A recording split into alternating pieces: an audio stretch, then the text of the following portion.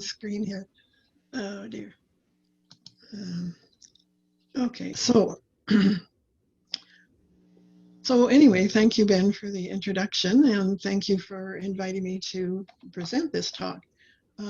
It was a fun project. So I'm going to tell you a bit first about my own story and how this came to be, and then I'll tell you some of the stories from the book. There are too many to cover, but I'll tell you some of them.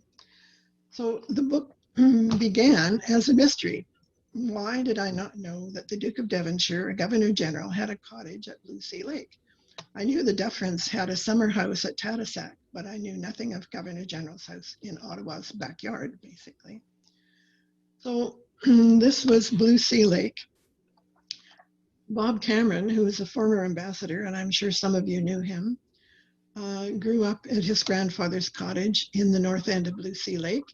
And his grandfather was so original that the cottage is on Cameron Bay. Bob knew all the stories of the lake, and he was giving us a tour on his boat and telling stories. And he pointed out where the Duke's cottage had been and told us that the Duke had loved fishing. The cottage was on what is now called Presqu'île Lismore, across the lake from a train stop that is New Lismore. So the train was how they got up there. And they could go to New Lismore, and then they had to get a boat across. There was no road up this side. So how was it that a cottage was a secret known only to those who had been around the lake for many years? So I decided to investigate, thinking that I might write a pamphlet and have it published by the Historical Society of Ottawa.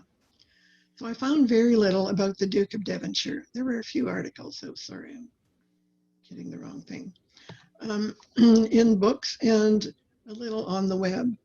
Then I found his diary for the years that he was here in 1916 to 21 in Library and Archives Canada, just down the street. His diary, as you can see, was not easy to read. At the time, it was on microfilm. So I copied a few pages and tried to discern what was there. I got better and better at it. And eventually I could read it as fast as I could type, or could type as fast as I could read. And I typed the whole 5 years of the diary into my computer, which turned out to be useful when I was doing the research. I found a few entries about the cottage in 1917 and a few more in the subsequent years.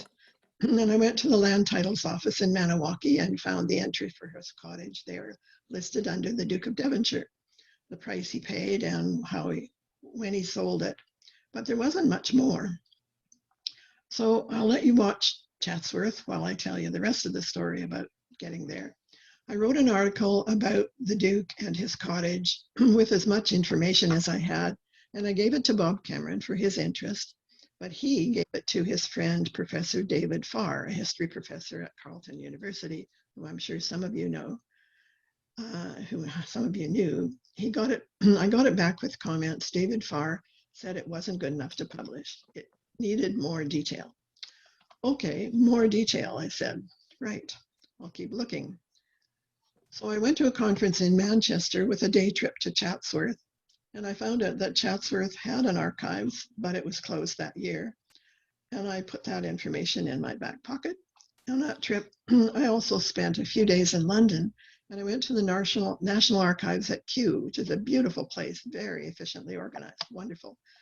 I found his correspondence with the Colonial Office, which I discovered, and that was where I discovered that the Duke was supporting Canadian positions and raising the average of his colleagues in London. So I thought, well, there must be a book there. The story kept growing more and getting more complex, like a child. In Canada, I read the diary further and got interested in his life in Ottawa and the time that they went through. The years 1916 to 21 were particularly difficult. And I found the Colonial Office records had been copied to our archives as well. So that sort of scotched my view of spending a month at Kew. But anyway, and then I discovered the letters of one of his aides-de-camp, Captain Evie and Bulkley Johnson, who'd written regularly to his parents from Rideau Hall. And he became known as BJ, and his letters were also in the archives. Eventually, I wrote to Chatsworth, the archives there, and that's the Devonshire family home in Derby in England. The Duke's diary often mentioned big English mail arrived. And they always arrived all at once because, of course, the boats were irregular and they usually brought a lot of letters. So I thought maybe he had some letters that were saved and his correspondence would mention something in response to his letters that would give me clues to his life in Canada. So went to, yeah, I talked to the archivist. Oh, I think we'll go back here. I talked to the archivist and he said that they did have some letters and that I could visit. But since they were expecting construction later in the summer, I should come soon. So 3 weeks later, I was on a plane going to Chatsworth. And he said he would book me for 2 weeks in the archives, but I didn't have to stay that long. So when I got to the archives, what I discovered was they had letters, like lots and lots of letters. This is a picture of the archives. And I'll just go up to how the letters were arranged. They were, many of them were little packages like that, tied up in ribbon, probably done by Evie. So I worked from Monday to Friday, 9 to 5, photographing letters. I didn't have time for anything else. But there was a lady, I'm going back here to show you that there was a lady who was working at this desk. Her name was Rosie. And she was cataloging the letters. So most of the letters had not been cataloged. When I arrived, the archivist told me this story. Our Duke was the 9th Duke of Devonshire. His son Eddie was the 10th, and Eddie had 2 boys, Billy and Andrew. Billy was a pilot in World War II and was killed when he went down in Belgium in 1944. So when Eddie died in 1950, Andrew became the 11th Duke. And Andrew was so upset about his brother's death that he put everything away in the theater store. So that was below the theater at Chatsworth and would not let anyone into it. So when the 11th Duke, Andrew, died in 2004, his son, Peregrine, the 12th Duke, who's there now, opened the storeroom in 2005 and he found the Duke's letters. So these are the letters that they brought out for me. And I was there in 2010 and I was the first person to ask to see the letters. You can imagine that I was amazed and ecstatic about all that. So yeah. Anyway, Rosie, the story about Rosie. Rosie was cataloging the letters as a volunteer. She knew the whole family, and she was often a resource for me because I would say, "Who is somebody like Aunt Lucy?" And I couldn't figure her out. Anyway, Rosie knew all of that. So when I got home, an acquaintance said to me, "I hear you're writing a story about the Duke of Devonshire." And I hadn't told very many people. So I said, "Goodness, how did you know?" She was Rosie's cousin. Rosie spent the war years in Montreal with her. So life is the world is very small. The letters at Chatsworth were not just the letters from the Duke's colleagues, but many family letters. And they were written to the Duke's mother, Lady Edward Cavendish. Evie wrote to her, Victor wrote to her, and sometimes the children. But they were also, yeah. There were also Evie's letters. Well, Evie's letters were easy to read, and they were full of family doings, including the ADCs, who were treated like the family. And there were letters from the Duke's cousin, Blanche Edgerton, who eventually came to Canada and wrote to her aunt, the Duke's father.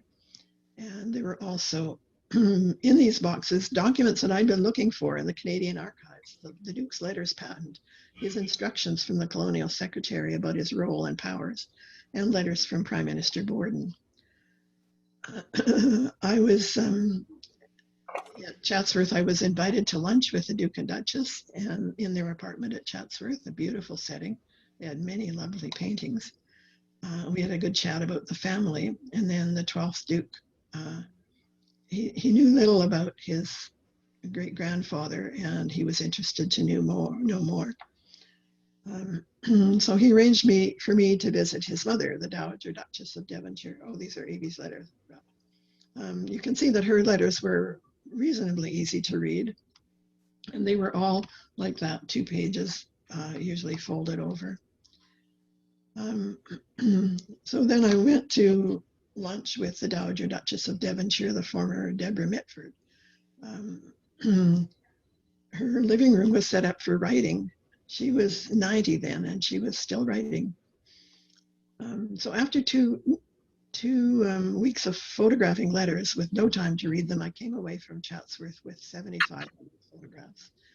From there, my husband and I went on to Bowood, the Lansdowne family home in Wiltshire, because, of course, Evie was the daughter of Lord Lansdowne, and she had written to her mother during her time in Canada. So now I had lots of detail, and it was obvious that I had to write a book. So how to organize all those photographs is another story, but I won't go into that one now. So here are some stories about Victor and Evie and the family. When Victor accepted the King's proposal that he go to Canada as Governor General, he was thrilled to have some way to contribute to King and Empire. Evie was not thrilled. She was worried about the family that she left behind, especially her oldest son, Lord Edward, who was Eddie. He was in Paris with his regiment, and she worried about her young girls living with ADCs who might, she was particularly worried about having ADCs who were penniless. So these 2 pictures are in the book. They, I believe, were the pictures that were made in order for them to give to Sir Wilfrid Laurier and his wife on their 50th wedding anniversary. So we're going back in time to leaving Chatsworth. This is a photograph that appeared 2 weeks after their departure in the Derbyshire Times. The publication was delayed to protect the family on their travels, and it was dangerous because, of course, the German U-boats were torpedoing ships in the Atlantic. They brought the 2 eldest girls with them, Lady Maud and Lady Blanche, and came on the ship, and they all came on the Calgarian with 3 aides-de-camp. And the November weather made it a difficult trip, but they made it through without being torpedoed. They landed in Halifax rather than the usual Quebec City for Governors General in order to reduce the time at sea, and he was sworn in at Province House. Right. Yeah, so that's obviously my picture when we went down to Province House, and that's King George III and Queen Charlotte. In 1819, they were on the throne when this was built. So they went by train from Halifax, and they arrived at Ottawa's Central Station on November the 13th, 1916, and they were greeted by a huge crowd. The Duke was pleased that his carriages had not arrived, but somebody had arranged for carriages to be there, and the rest of the party traveled by motor. They never used the word automobile. Travel was either by horse and carriage or by motor, and he had both a stable and a motor department at Rideau Hall. Within a month, they asked that the younger 4 children come to Ottawa, so Rideau Hall became a full house with 6 children, 3 or 4 ADCs, the comptroller, the military secretary, his wife and children, but they lived at Rideau Cottage.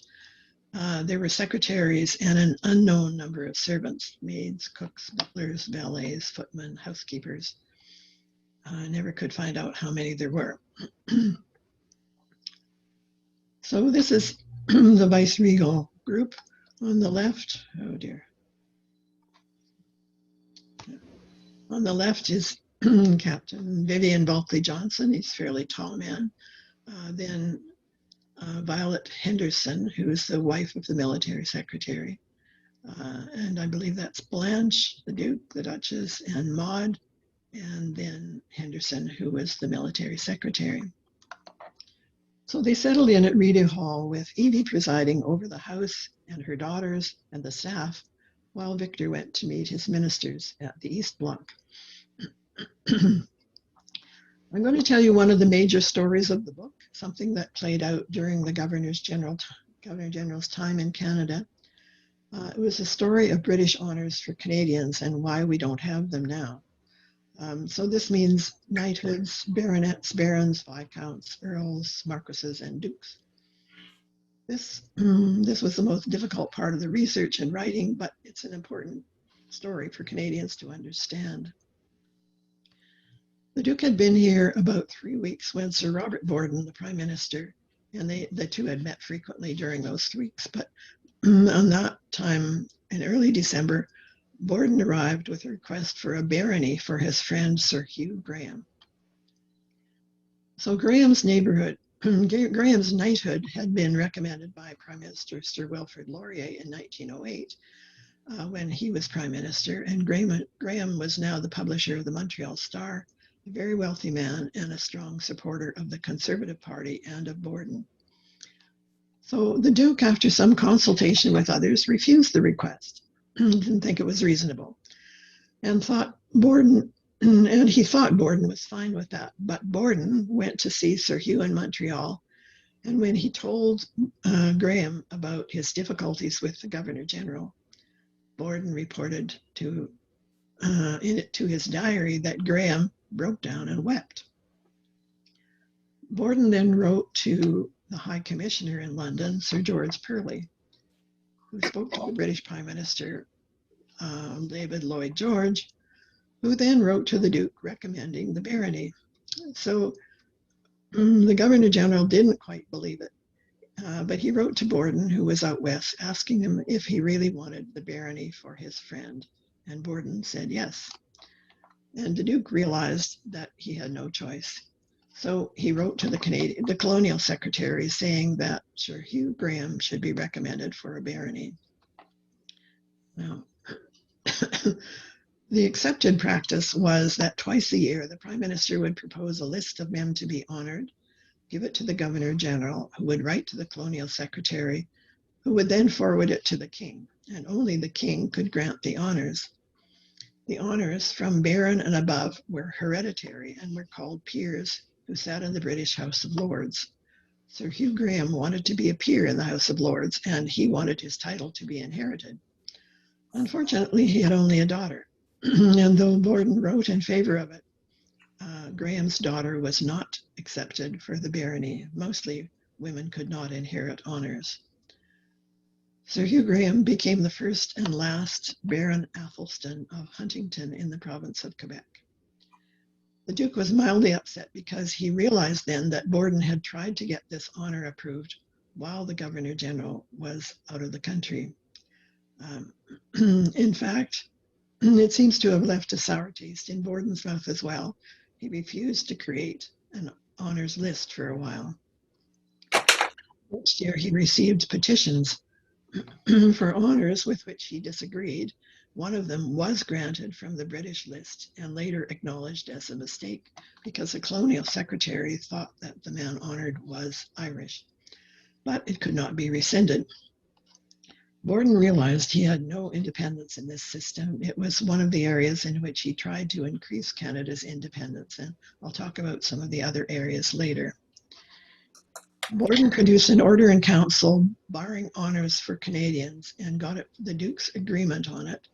And before it was sent overseas, they had a parliamentary session. The Governor General, though, informed his colleagues in London, and then he heard their opposition. But then it came, in Canada's Parliament, it came up as the Nickel Resolution, which I'm sure you've heard about. In 1918 and again in 1919, the debates in Parliament were extensive. Basically, they were talking about this business of honors, even though they had a war to deal with. Most Canadians did not want a set of hereditary peers, and they assumed that many would be granted to the war heroes, giving Canada a class-based system like that in Britain. So it was timely that they dealt with it. So Canada said no to the honors, but no one could tell the King what to do. The British agreed, and the Colonial Secretary agreed to only recommend honors on the recommendation of a Canadian Prime Minister. So since then, a few honors have been granted, but they are not hereditary. For instance, Sir Frederick Banting was recommended by R.B. Bennett, and the few who were hereditary mostly live in Britain. Max Aitken became Baron Beaverbrook just before the Governor General's time. And now there is a third Baron Beaverbrook, but he, as far as I can see, lives in Britain. There was a Sir Roy Thompson became Baron Thompson of Fleet. And of course, you know about Baron Black of Cross Harbour. Both of these men had to give up their Canadian citizenship to become barons and peers in Britain.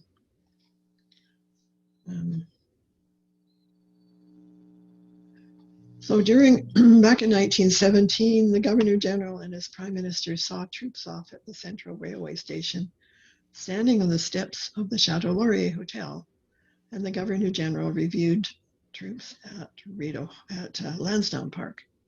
So this is Lansdowne Park in those days. And on the lighter side, they enjoyed winter sports. Duke is on snowshoes. I'm not sure you can see all of that. You can't. And skiing. Some of them are skiing. The Duke is still on his snowshoes, and Evie and I believe that's Maud didn't have on with it. And skating at Rideau Hall was really popular. They did have skating parties. They were very constrained about having parties because of the war, but skating parties were popular, and dancing was popular. It's something that we don't do now. In the summer of 1917, the family was invited to stay at a summer cottage at Cape Magdalen on the Gaspé, where there was a wonderful salmon river. The Duke had been fishing salmon in his Irish home, Lismore, so that's where the name Lismore came from. He has property in the Devonshire still have property in Ireland called Lismore. At Cape Magdalen, the salmon were much bigger, and he was thrilled. And Captain Vivian Bulkley Johnson, Mrs. BJ, caught the largest one, 48 pounds. I think this was BJ's first salmon. Amazing. Also at Cape Magdalen, Lady Maud, the eldest daughter, and Captain Angus McIntosh, who was an ADC, became engaged. So this was much to the chagrin of Evie, who had worried about her daughters and the ADCs. Angus had only one lung, as he was war injured, as were all the ADCs were war injured. So at Evie's request, they were apart for a month. He went to Montreal to the hospital for a checkup. Lady Maud went to friends in New Brunswick to think it over. But after the end of a month, they were engaged. And the wedding was in Ottawa at Christchurch Cathedral, and the social event of the season. Later that summer, in 1917, they rented a place at Blue Sea Lake. And in 1918, they built their own cottage at Presqu'île Lismore, the one that started me on my journey. So this is their camping site, 1917. And then they built this house in 1918. It was actually built in the fall of 1918. It was a pretty big house.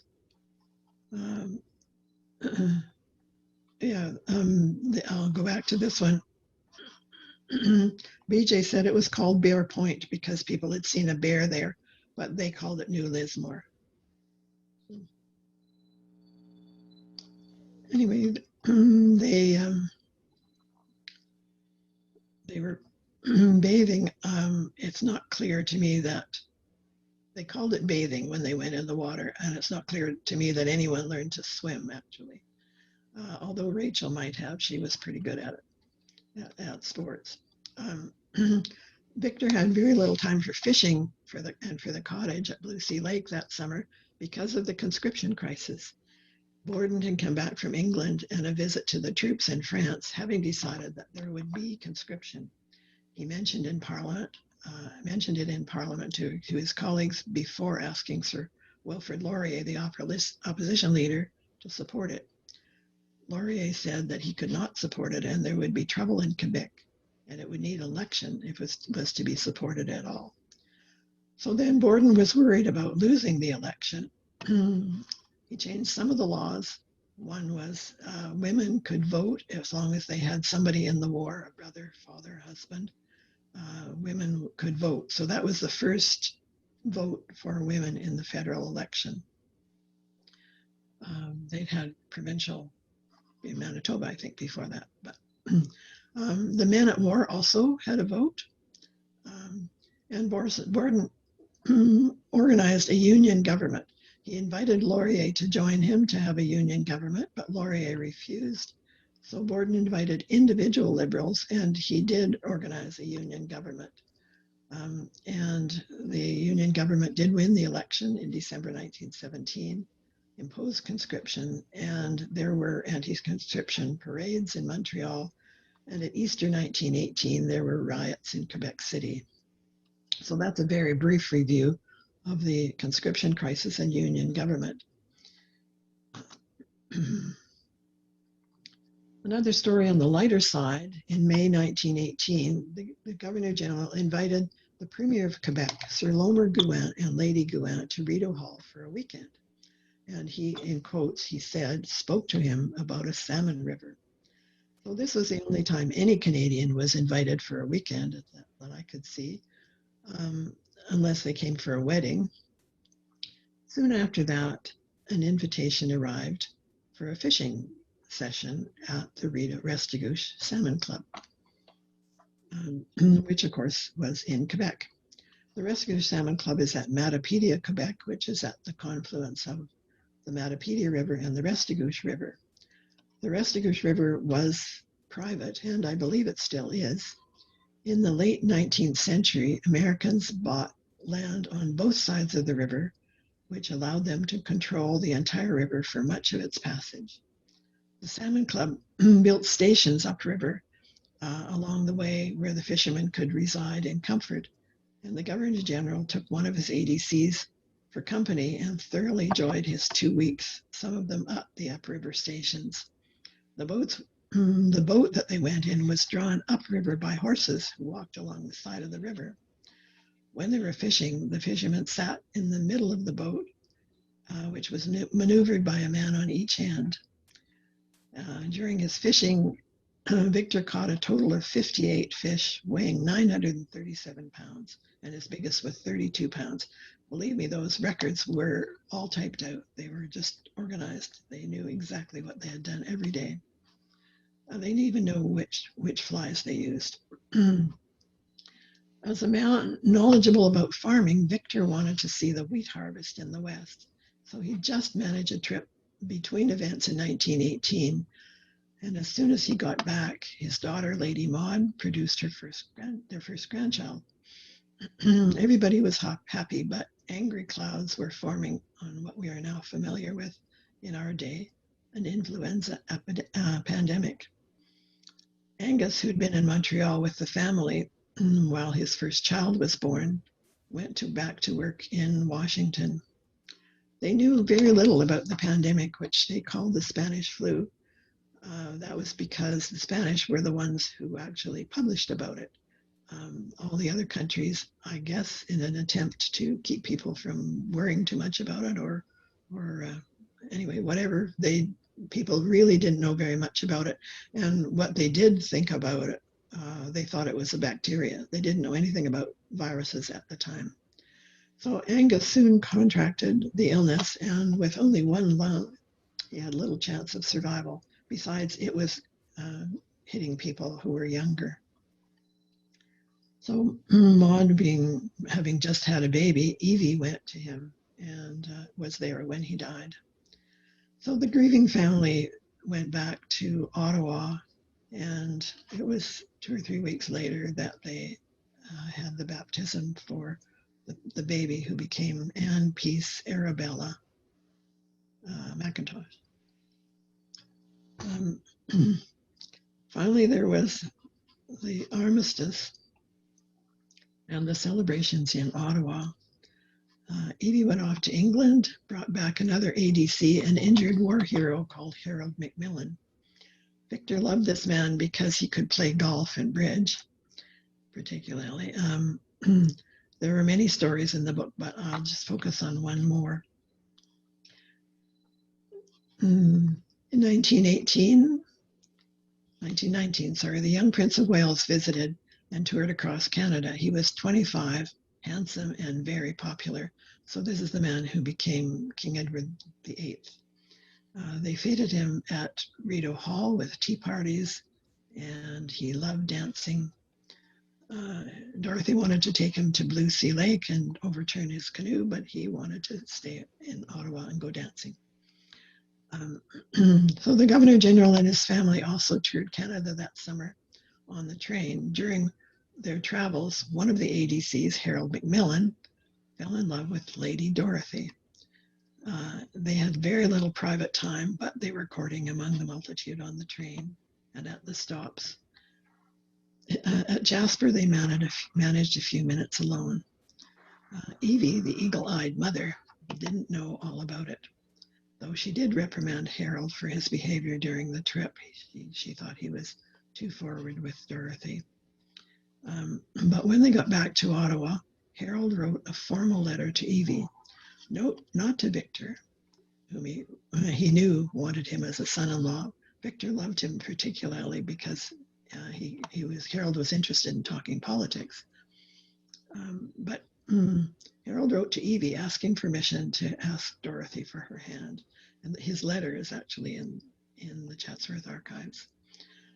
He had by this time some inkling that she would accept. So for Evie, another daughter marrying an ADC, this one a man in trade, not an aristocrat. Evie tried her best to convince Dorothy to put off the engagement, but they insisted, and they were married in April in 1920. And later, of course, Harold Macmillan was Prime Minister of Britain, and there are lots of books written about him in the later period. So there are other political issues, important events that I didn't cover in this talk. The Halifax explosion in December 1917.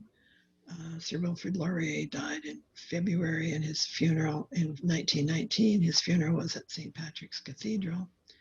There was the Winnipeg strike in the spring of 1919, and the Duke was worried because, of course, he knew that the Prince of Wales was visiting later that year, that summer. And Sir Robert Borden's resignation later on, and the search for a new party later to lead the Union government. So the Duke had a lot to cover during those years. Now, about Borden wanting more independence for Canada. He certainly didn't want to rock the boat as the Americans had and try to get out of Britain altogether, but he just wanted a few more things. So the honors, he managed to get rid of the British honors, but it took many years to replace that system of recognition with one that was truly Canadian, the Order of Canada. He wanted an ambassador in the United States, and he didn't get it, but it did happen later. He wanted more control over foreign policy, and that happened later too. He wanted a spot at the peace table in Paris in 1919. He didn't exactly get that, but he was there and he had a job to do. And he wanted to ratify the Treaty of Versailles in Parliament in Canada, and they did that. So he got some of what he wanted, but he also put focus on these areas so that they could happen later.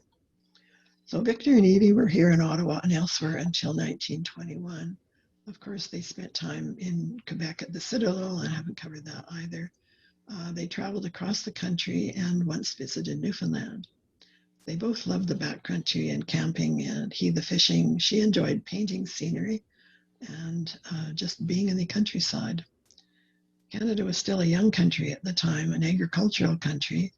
Much has changed since then, but the outlines of our country and society were in place then. Most of the provinces, most of the cities, Some of the landscape remains the same, some's changed.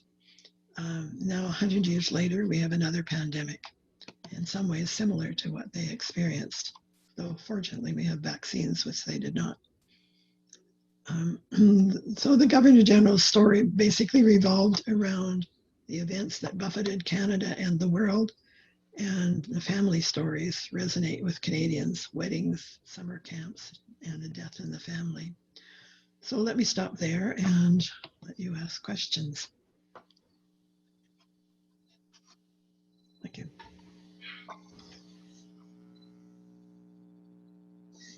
Dorothy, would you like to stop sharing your screen? Then you'll be able to see some of the people in the audience.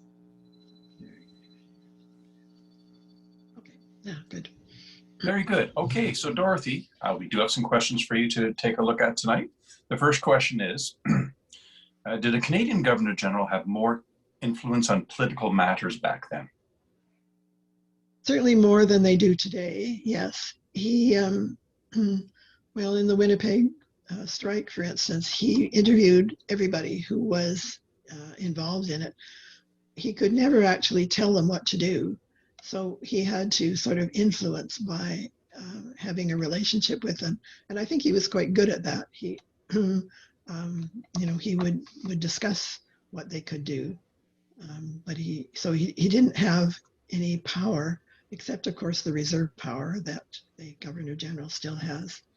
But he was certainly more involved than, and there's one other incident where after the Quebec riots in 1918 at Easter, they actually gave him the power to deal with that if another kind of set of riots came up. So yeah, he had quite a lot more power than they do now. Next one is a related question, Dorothy. Given what you have learned from your extensive research, have you developed an opinion as to whether having a Governor General is still important to Canada in this day and age? Okay, yes, I'm on the side of having Governors General. I think it's important, particularly, well, of course, they reserve power so that, if nobody can agree about anything, you can still go back to the Governor General and he can sort it all out, he or she. But it's also built into our whole system. Yeah, I was thinking that I have to write about that because that's what's coming up now. And, everything is related to the way we do our governance is related to how all of this kind of history. So yes, I think it's important. I'll organize a better station of that sometime. You mentioned that the Duchess was hesitant about coming to Canada. Did she change her view after she was here? No, not really. Well, she liked going to the cottage, but she didn't like having. She was worried about the girls finding men to marry, and she took them back. She took Dorothy and Blanche back to England after the armistice, and tried to introduce them, tried to have parties and so on. And it wasn't easy because, of course, she didn't know all the boys who were overseas, and they were kind of booked up quite quickly.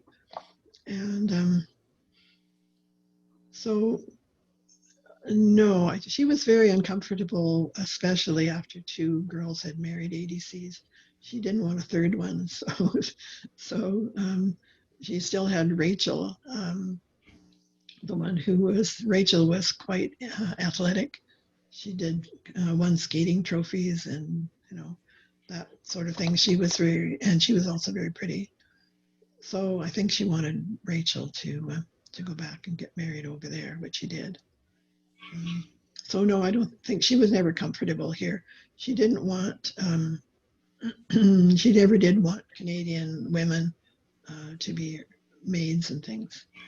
And it was very difficult because the maids that she had they wouldn't put maids on boats, running the troop ships that were running back and forth. It was one thing to have the Governor General's children, but to have just a maid going one way or the other was really not possible.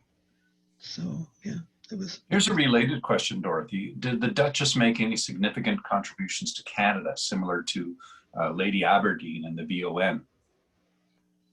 She did some, yes. She was a patron of, oh dear. Anyways, yeah, she was patron of various things. She went to issues, to conferences about women's issues. Yeah, she did a few things. Probably not as much as some of the others did. Certainly the Duchess of Connaught, who was here before, had done a bit more than that. Yeah. We have somebody asking about the property of Blue Sea Lake. Is the cottage still standing? And what was the attraction with the property so far from Ottawa? Yes, it was a ways from Ottawa. It was 3 hours, but I think they didn't really think that was a long trip at the time. I mean, now it's an hour and a half on the road, but but they went by train and then, of course, had to go across the lake.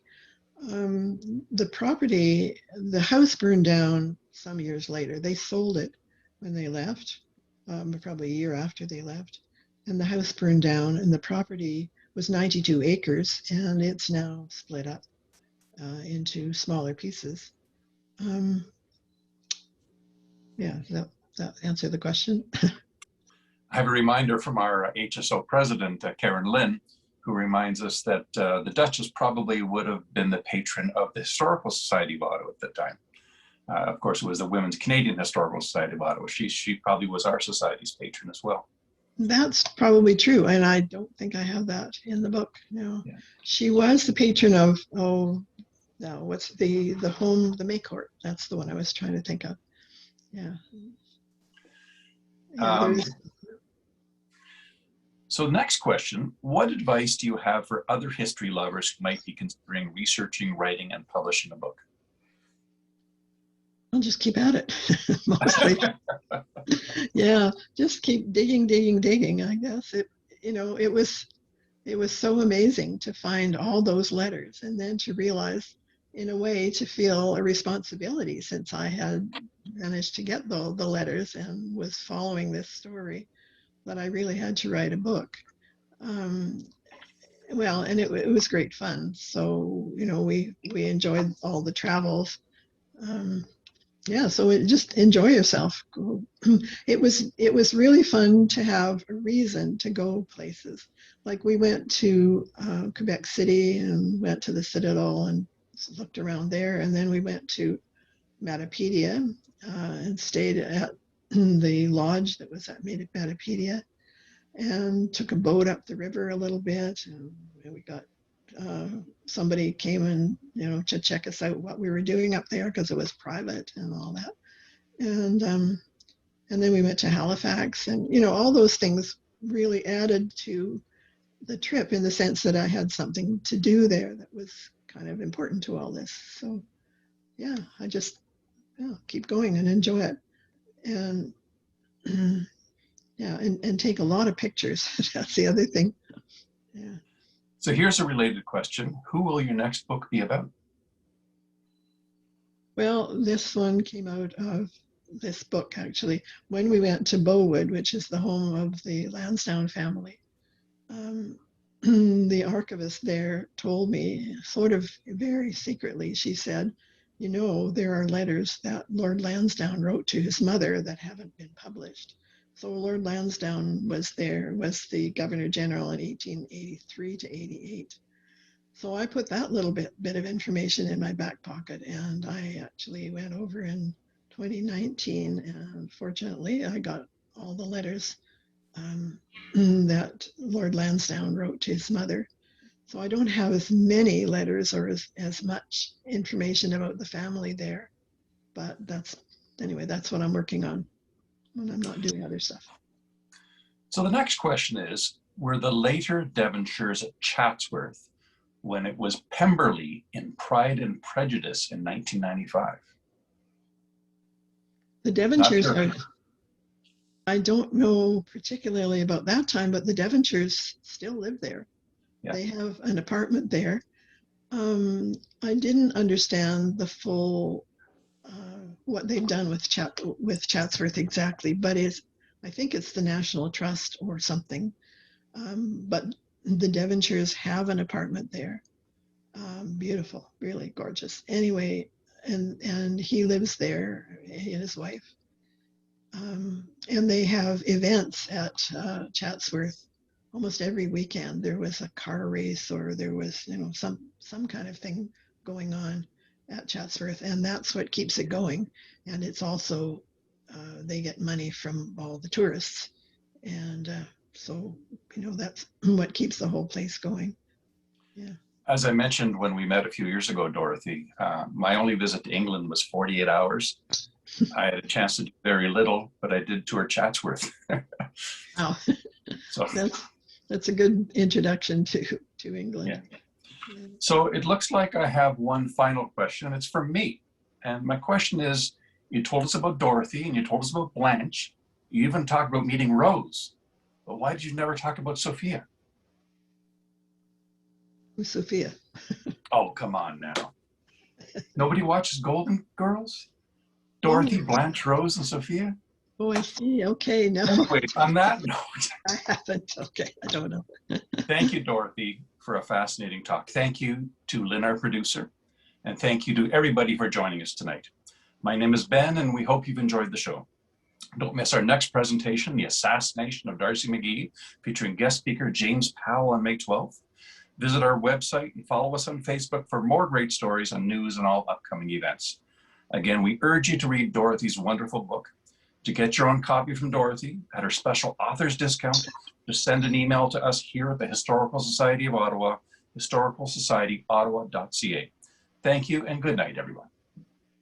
Hey, good night. Thank you.